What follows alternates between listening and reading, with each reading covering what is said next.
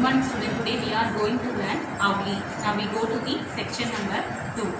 Mom, Payal cried. You have killed her. Payal mother was equally aghast. Oh, she said. Oh, what have I done? The poor little girl. After Payal and her mother had finished crying and hugging each other, they started talking bravely about where to bury Avli. Just then, Avli opened one eye and then the other. She got onto her feet and quietly climbed the porch. Mom, Payal cried. You have killed her. அம்மா நீங்க அதை கொண்டுட்டீங்க அப்படின்னு பாயல் வந்து சத்தம் போடுறா. Payal mother was equally aghast. அம்மாவும் அதே அளவுக்கு வந்து பயந்துட்டாங்க. Oh she said. Oh what have I done? The poor little bird. ஓ நான் என்ன செஞ்சுட்டேன்?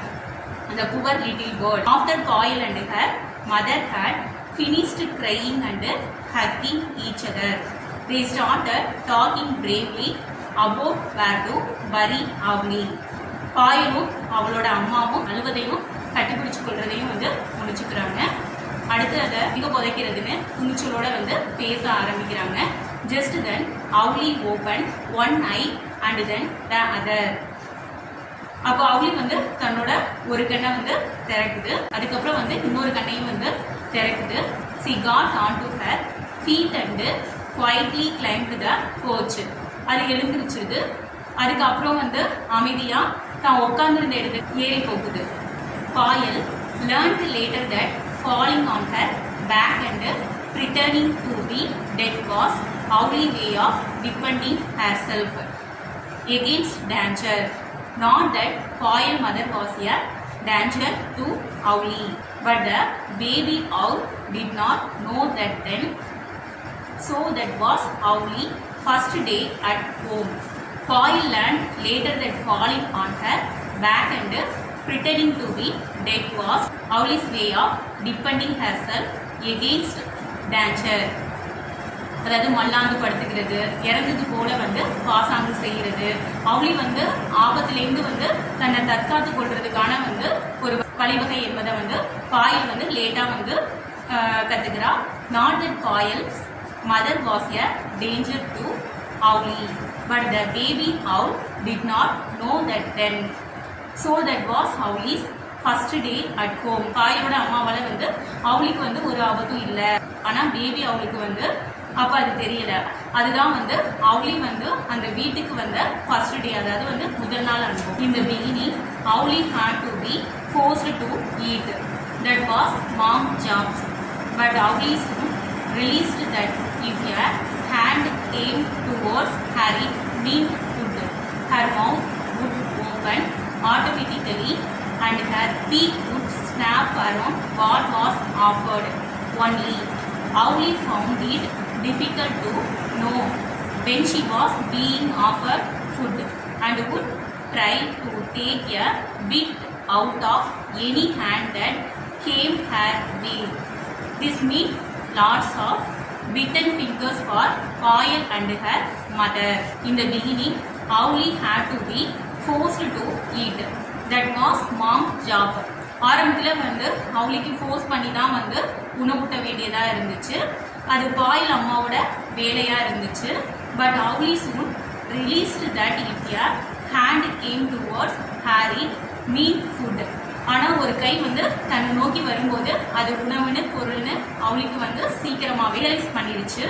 Her mouth would open automatically and her beak would snap around what was offered.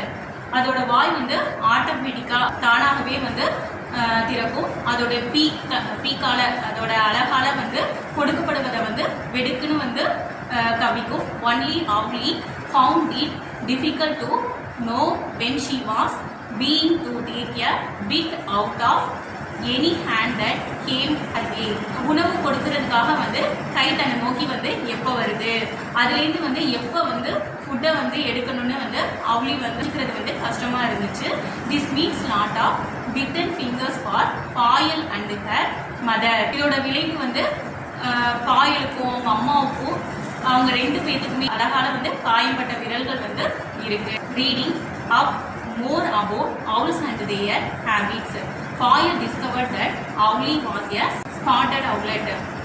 She had a typical grey-brown coat, heavily spotted with white.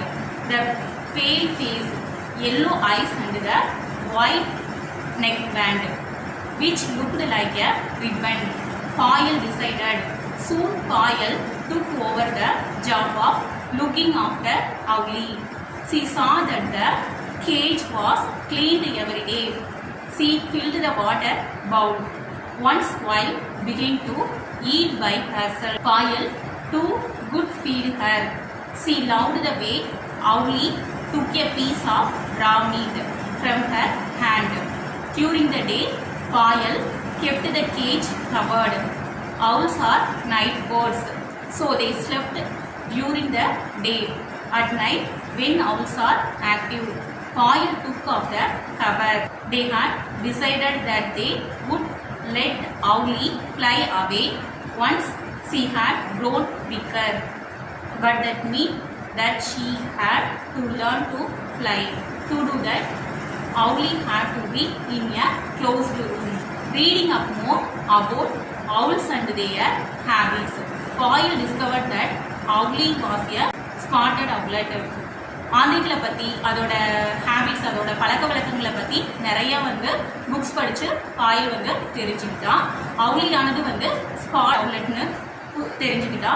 C had the typical grey brown coat heavily spotted with white the pale face yellow eyes and the white neck band which looked like a ribbon. Payal டிசைடர் தனக்கே உரிதான வந்து grey brown code அதாவது சாம்பல் கலரில் பழுப்பு கலரில் வந்து இறகு போர்வையும் அழுத்தமாக வந்து வெந்நீர் வட்டங்கள் அதாவது ஹெவிலி ஸ்பாட்டட் அதோட ஃபேஸ் வந்து பேல் கலரில் வந்து இருக்குது அதாவது வெளிரி போய் வந்து இருக்குது. அதோட கண்கள் வந்து எல்லோ கலரில் வந்து இருக்குது. அதோட கழுத்தில் வந்து ரிப்பன் மாதிரி ஒரு வெள்ளப்பட்டை அதாவது நெக் பேண்ட் ரிப்பன் மாதிரி வந்து ஒரு வெள்ளப்பட்டை வந்து இருக்குது. சூன் பாயல் took over the job of looking after Owlie. She saw that the cage was cleaned every day. She filled the water bowl. சீக்கிரமாகவே வந்து பாயல் அந்த அவுளியை வந்து பராமரிக்கிற பணியை வந்து அவள் ஏற்றுக்கிட்டா. அதோட கேஜ் அதோட கூட்டை வந்து டெய்லி க்ளீன் பண்ணி நல்லா வந்து சுத்தமாக இருக்கும்படி வந்து பார்த்துக்கிறா. அதோட வாட்டர் பவுலில் அதாவது தண்ணீர் கிண்ணத்தை வந்து நீரால வந்து ஃபில் பண்ணி வைக்கிறா நிரப்பி வைப்பா. Once Owlie began to eat by herself, Payal too would feed her. Owlie தானாவே வந்து சாப்பிட ஆரம்பிச்சிருச்சு. பாயலும் அதுக்கு வந்து உணவு ஊட்டுறா. She loved the way Owlie took a piece of raw meat from her hand. raw meat அதாவது பச்சை இறைச்சியை வந்து Owlie வந்து அவளோட கையில இருந்து எடுத்து சாப்பிட்றத வந்து பாயல் வந்து விரும்பினா. During the day, Payal kept the cage covered பகல் அவள் வந்து கேஜ் கதை கவர் பண்ணி வச்சிருப்பா அதாவது மூடி வச்சிருப்பா. owls are night birds, so they slept during the day. owlsலாம் வந்து நைட் பேர்ட்ஸ் அதாவது இரவு பறவைகள். அது பகலெல்லாம் வந்து தூங்கிட்டே வந்து இருக்கும்.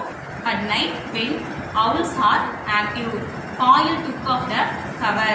இரவு நேரத்தில் தான் வந்து ஆந்தைகள் வந்து ஆக்டிவாக அதாவது சுறுசுறுப்பாக வந்து இருக்கும்.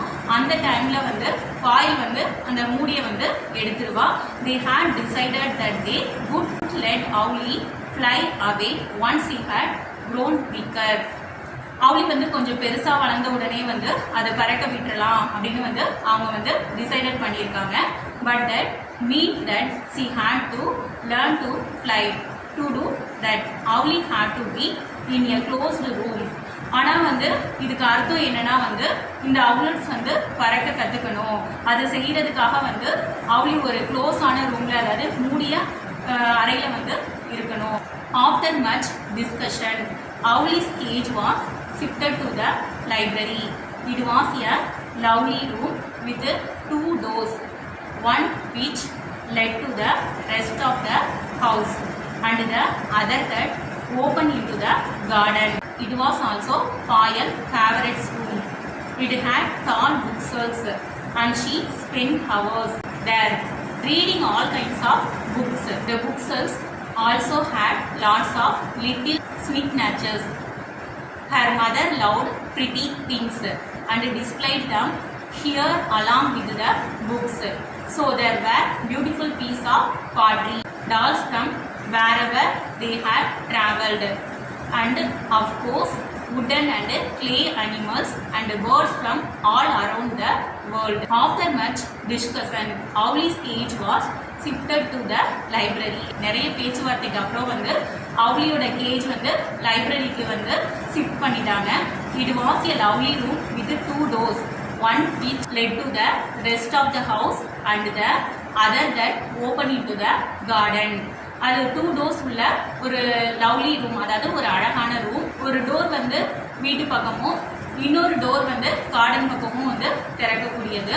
It was also Payal favourite room. அது மட்டும் இல்லை, அது பாயலுக்கு வந்து ரொம்ப பிடிச்சமான ரூமும் வந்து அதுதான். It had tall book shelves and she spend hours there reading all kinds of books. அதில் தான் வந்து உயரமான வந்து புக் ஷெல்ஃப்ஸ், அதாவது புத்தக அலமாரிகள் வந்து இருக்கு.